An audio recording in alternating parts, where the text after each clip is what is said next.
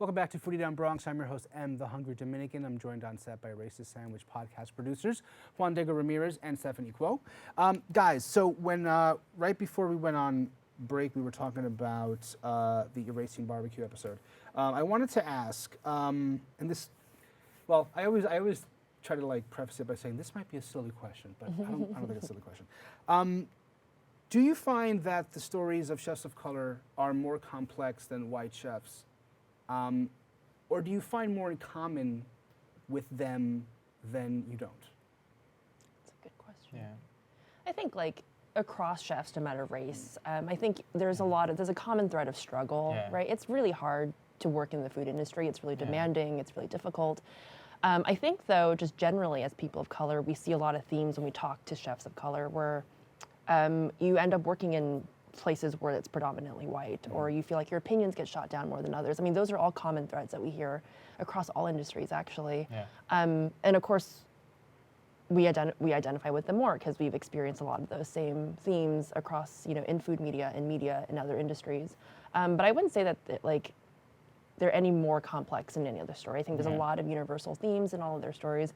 I think the difference is that for chefs of color, their stories aren't the ones being heard the most. Right. Like they have struggle, but it's a different kind of struggle, and that struggle constantly gets suppressed because it's a more difficult narrative to swallow, I think, for some people. Right.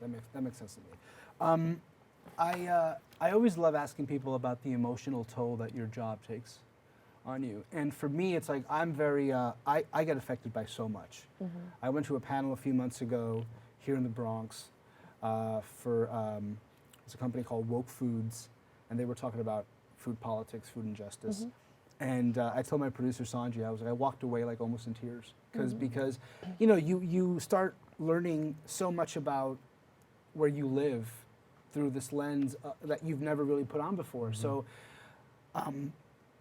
do you guys, has there been an episode or a subject matter that after you guys are done recording, you're just like, whoa, I am just exhausted emotionally, or there was so much information that I do have to like take a break now? Yeah, I think it has happened.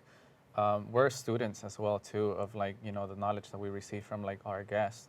So there's many instances where I've never heard it from that perspective.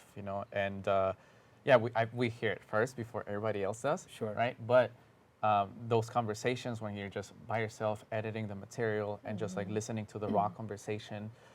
They get very intense, and for me it was a lot of things that I've haven't experienced as a male, as a straight male.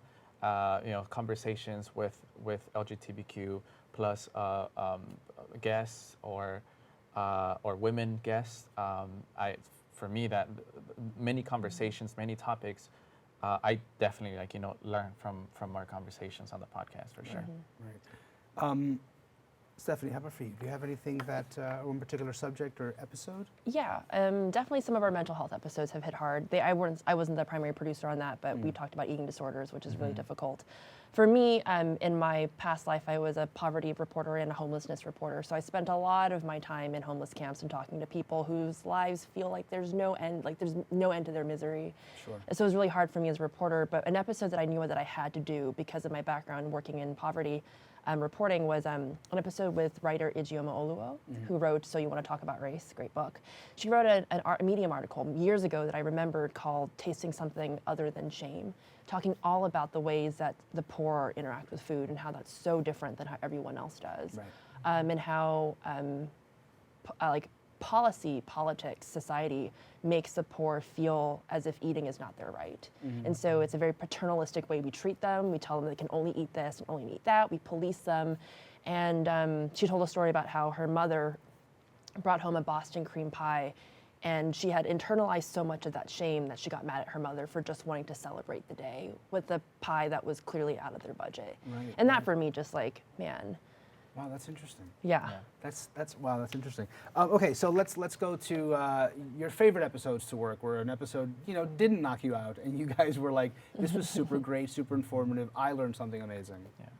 Favorite episodes? I guess my favorite, like, we could talk about like what we produce, but Yeah. my favorite episode was when I went out to Puerto Rico to report on the aftermath of the hurricane, of Hurricane Maria, and learning about going out to the coffee farms, learning about how a lot of the coffee farms were devastated and how long they were gonna take to produce the coffee again, how that impacted coffee shops within San Juan and coffee production in general in Puerto Rico.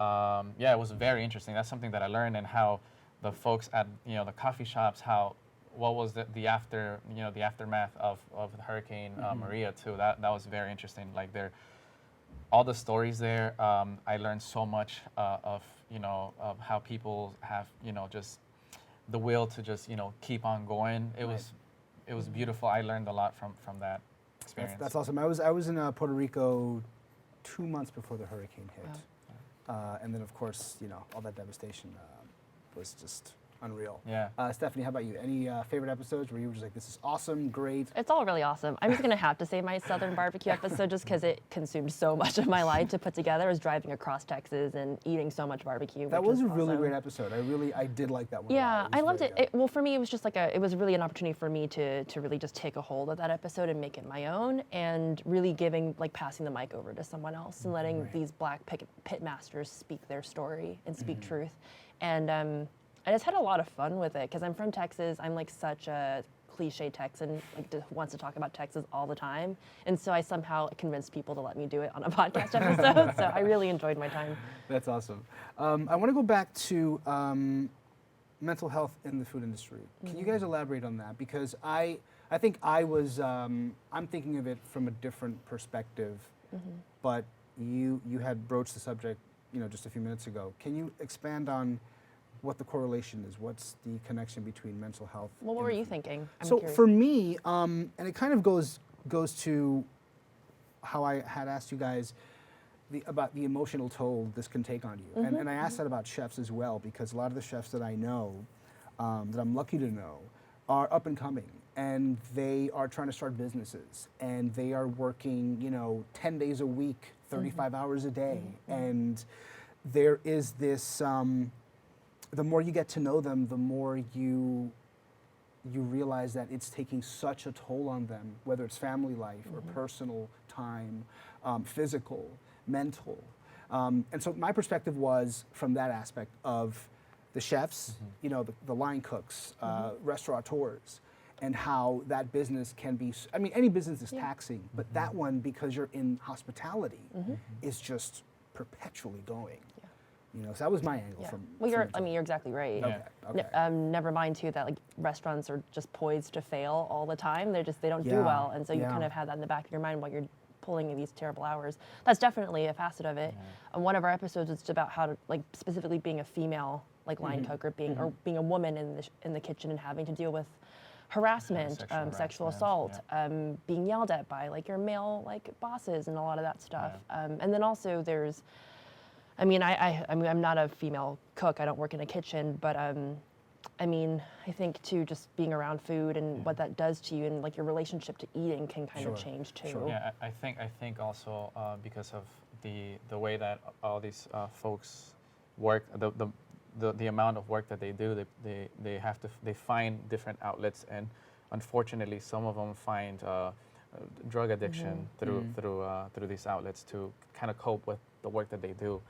And that also becomes a stigma in the food industry. There's a lot of chefs or a lot of people that work in the food industry that become addicted to, they become alcoholics, addicted to certain drugs, and that also is part of mental health, that awareness that we want to bring up. Yeah, that was something that I wasn't prepared to deal with when I met a lot of the chefs that I know. And yeah, it was eye-opening to realize that, like you said, a lot of them, they go towards alcohol or drugs to take that sort of edge off. And of course, because it's constantly moving, you end up taking the edge off all the time, and then of course, then you're abusing drugs, and that was one of the things that I emotionally was not prepared to really like deal with when I jumped into the food world, because for me it's like I started off on Instagram and it was all fun and games and stuff, and then I decided, let me just like really get into this food industry and see and meet people and see what's going on, and thankfully the people that I know are not, you know, those cases, but you just keep talking to more and more people and you always sort of find that's, you know, that's definitely there. That's a subset of the whole industry. It's part of the conversation. Right, exactly. It's part of the conversation. I think like foodie culture kind of can be a little bit problematic in that way, where you're just constantly presenting the shiny veneer of food. Right. And like there's just so much that goes on behind it, whether it's literally in the kitchen or the type of emotions and the culture and all the history behind what you're eating, that just gets lost because you're doing it for the gram or you're doing it for. I did want to ask you guys about that. It's sort of like it all correlates together. Celebrity chefs, Instagram, this idea that food has to be perfect, I guess, or what are your thoughts on social media and how we do have these celebrity chefs now, and now we have this certain expectation for food because of what social media is dictating? Because I feel like social media can dilute so much of the history of food because we're looking for something specific as opposed to the history of something. It's a big question. Yeah, I think food in general or food media has been a pretty, you know, popular subject for a very long time. Yes, social media has sort of made it bigger now. Right. But you know, there was always certain people that were able to tell a story behind the food. One of them was also a chef who passed away because of mental illness or whatnot. Anthony Bourdain was one of them, who, you know, there might be certain opinions that we might not agree on, but we definitely looked up to him as well, because you know he spoke from a different perspective. But yeah, there are certain storytellers that that will give us a better idea, a better angle of where the food is, rather than just, you know, here's, you know, the new chicken wings with gold on it, you know, or whatever. Yeah. I think like big food magazines and TV shows were massive gatekeepers into food and media. So on one side, you have a lot of this like problematic food coverage because there's a lack of representation on their staffs. But then on the flip side, for social media, which can also be very damaging, I think social media democratized food for a lot of like up and coming cooks that couldn't get through the gates to get into Bon Appetit or into Savoir. And so there's pros and cons to everything.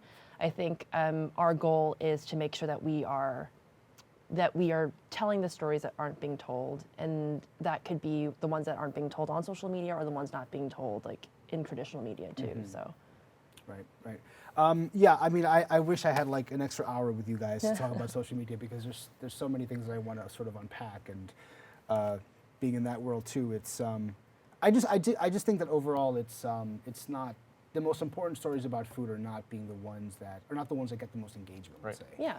Or the most, you know, posts or we have an episode about that with Francis Lamb, who hosts the Splendid Table. His whole episode was called "Telling the Food Stories That Don't Pay the Bills." Right. So he could do the story about like the KFC Double Down, and that would get like 1 billion hits. Yes. That would bring in all the money. Sure. But he wants to tell the story about the guy who sells tacos in the food cart in Elmhurst or in Jackson Heights. Yeah, exactly. But no one wants to hear those stories. Exactly. But he's committed to them. So you have to kind of tell the double down stories to do the important ones.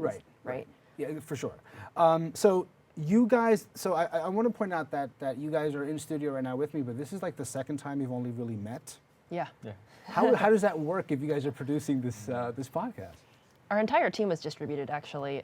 You were in Portland. I was in Dallas. Zahir was in Detroit or he was somewhere in Michigan. He was in Michigan. And then Soleil at the time was in Mexico. Yeah.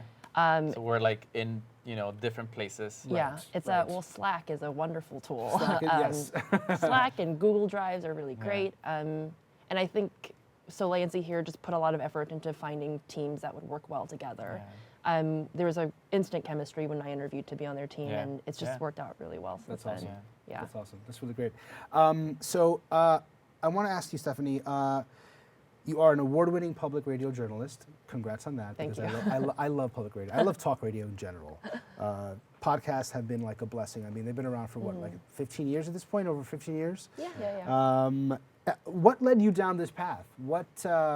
what either was maybe like the first radio show or podcast or Mm-hmm. anything that really made you want to jump into what you're doing right now?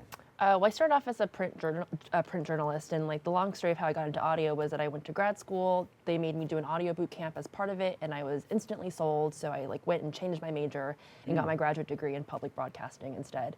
And then I worked in public radio for a while. My transition into podcasting came really because public radio, despite it being a wonderful place, can be really stifling creatively. They don't really think food stories are newsworthy. Interesting. I love food, so I want to tell them. And talking about race can be really touchy in that medium. And was feeling really restless about the content I was producing and just needed something else to do. I just couldn't tell stories about poverty forever. I just needed to do something a little bit more uplifting, I guess. Sure, of course. And so I was just looking around for a part-time job to do on top of my full-time job, and I found that Racist Sandwich was hiring, and I was already listening to their podcast before. Okay. Soleil was a guest on our public radio talk show, and so it just kind of worked out really well. We were Twitter friends, and I applied, and now I've just been in podcasting since then, and now I actually no longer work in public radio. I work entirely in podcasting for a awesome. different company. That's very, very cool. Yeah. And Juan, how about yourself? Why did you go down this path? Well, so I actually I was into film, and I just decided to apply to an internship at the Oregon Public Broadcasting, which is a public radio station in Portland, Oregon. I got the internship and then just fell in love right away. I ended up doing this project where I was a DACA recipient, and I went to Mexico for my first time in 20 years, and so I did an audio diary.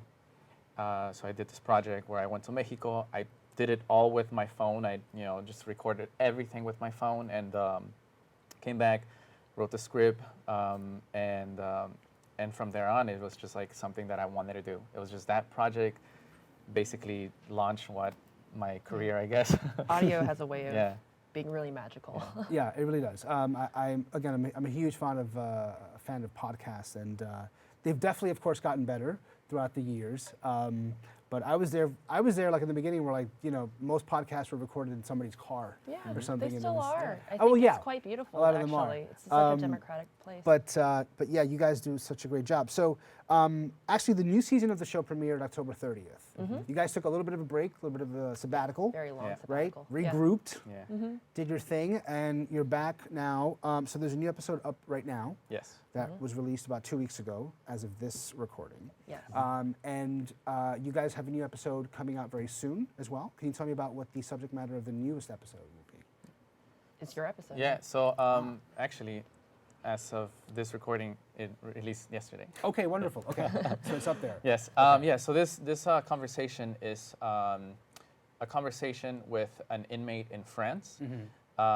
He has this Instagram page. He's a chef. He's a cook, and he has, I think, like 16,000 followers on his Instagram page. But the reason why I was attracted to this person was because the way that he cooks, the DIY style that he cooks. Basically, to make an oven, he uses two pans to create this oven, Right. and also the way in which he gets his ingredients are all basically